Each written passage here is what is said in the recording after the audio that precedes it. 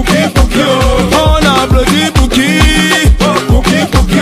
On applaudit pour le continent. Le pays est compliqué, qui va même t'expliquer? Salut à tous et une fois de plus, bienvenue dans cette chaîne. Vous savez, c'est vraiment facile de critiquer quelqu'un, d'avoir mal fait son travail, surtout quand nous ne sommes pas en cette même position-là.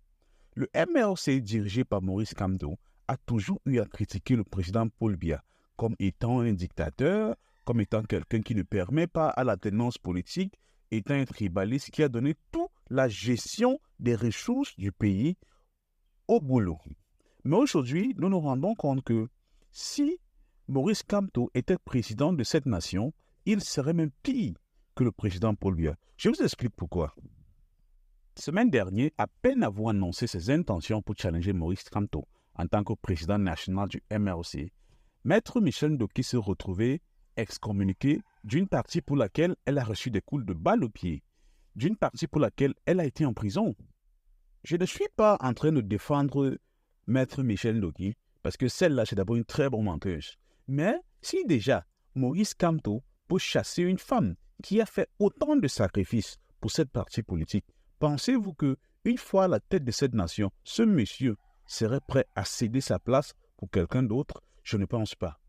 Aujourd'hui, un autre militant du MRC nommé Richard Tamfou s'est présenté en tant que challenger du président Maurice Kamto.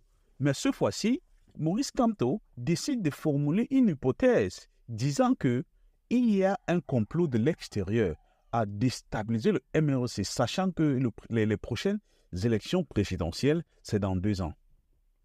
Si déjà, en tant que président national du MRC, Maurice Kamto n'est pas prêt à être challengé par qui que ce soit, pensez-vous qu'une fois à la tête de cette nation, ce monsieur serait prêt à être challengé par quelqu'un d'autre? Non. Ce monsieur serait-il prêt à céder la place du président de la République à quelqu'un d'autre? Non. Donc, cette histoire où Maurice Kamto veut nous faire croire qu'il veut instaurer une démocratie sainte dans cette nation est archi faux. Je vous remercie.